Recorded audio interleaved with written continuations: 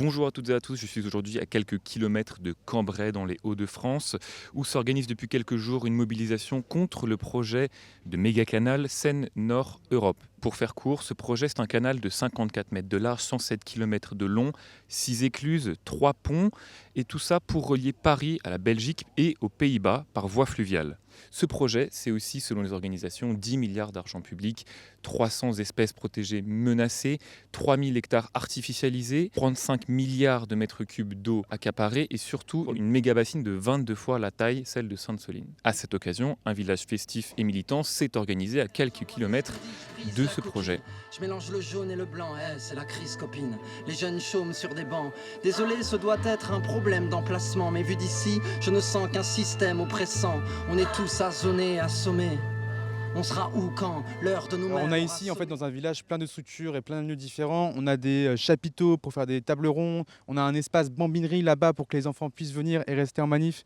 On a également des stands associatifs pour que les orgas viennent et nous soutiennent et parlent aussi de leur lutte. Et en fait, il y a aussi une cantine qui est derrière. On a aussi plein de choses en fait pour que tout le monde puisse s'y retrouver, faire la fête, se rencontrer, échanger et débattre ensemble autour de ce projet de méga-canal et de plein d'autres luttes.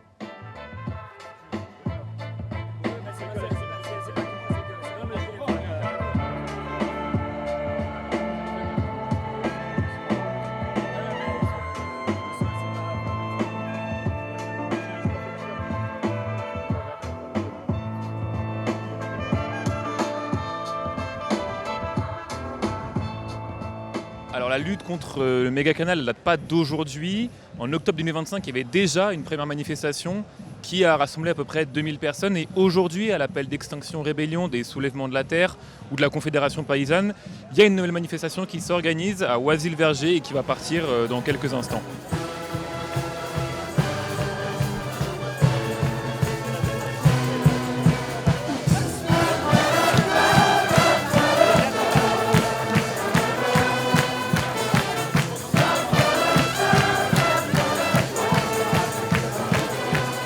À Oisy-le-Verger, où une méga écluse doit être construite pour ce méga canal. Le canal du Nord est à 2 km d'ici. Il fait le même tracé. Et pourtant, il est laissé pour mort en étant sous-utilisé. Il est temps de donner un visage à celles et ceux qui vont souffrir de ce projet, comme les agriculteurs et les agricultrices qui perdent leurs terres, les bateliers qui perdent leurs emplois et les intérimaires qui vont trimer pour ce monstre logistique. Xavier Bertrand et sa clique forcent un projet non consenti au mépris des alertes citoyennes et des avis scientifiques. Xavier, pour ta folie des grandeurs et ton délire de surpuissance, tu sacrifies des territoires, tu saccages le vivant et tu exploites des ouvriers qui triment sous la canicule.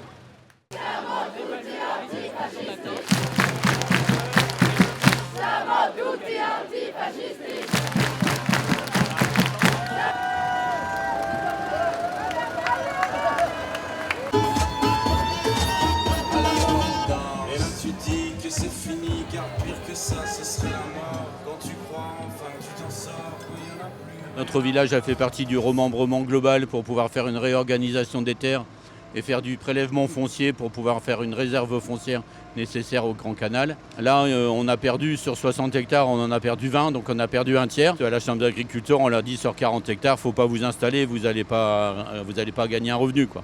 Donc ma ferme, malheureusement, avec ces 20 hectares prélevés, elle devient non transmissible. Il y a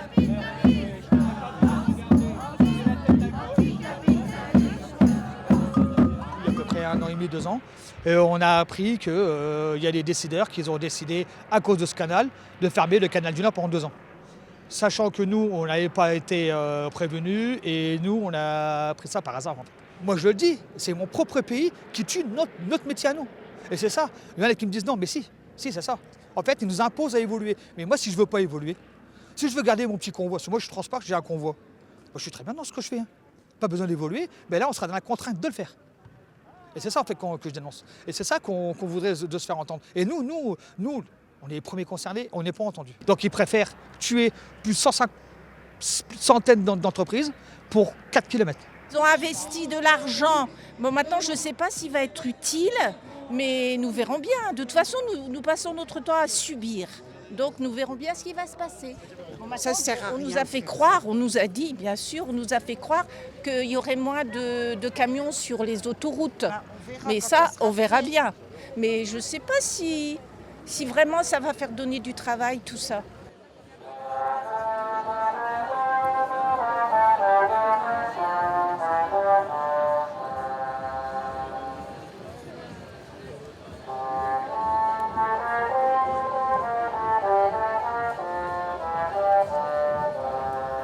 Le cortège s'est lancé, il s'est divisé en deux à un moment de la manifestation.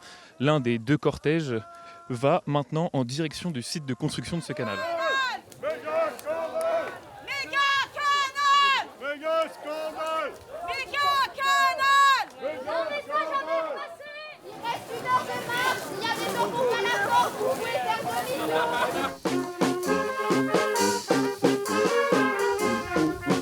On va s'attaquer à une clôture qui n'est pas une clôture d'agriculteurs, qui est une clôture qui est une des premières infrastructures qui délimite le chantier des deux écluses. Cette clôture, elle délimite l'endroit où va passer la route camion entre les deux chantiers d'écluses. Et cette clôture, elle passe à travers des parcelles qui sont cultivées et qui forcent les agriculteurs à faire des détours qui n'ont aucun sens.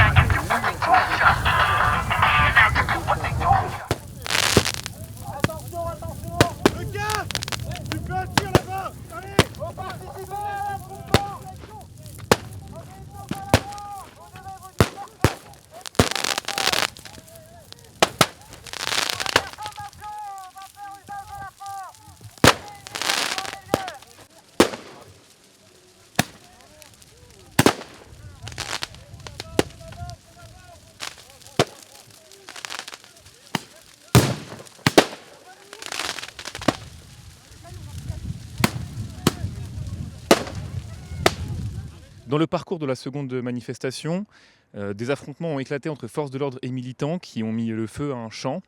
Un peu plus tard, lorsque les deux cortèges se sont rejoints, ils ont terminé dans le canal du Nord. J'aime pas trop bien garder la liberté.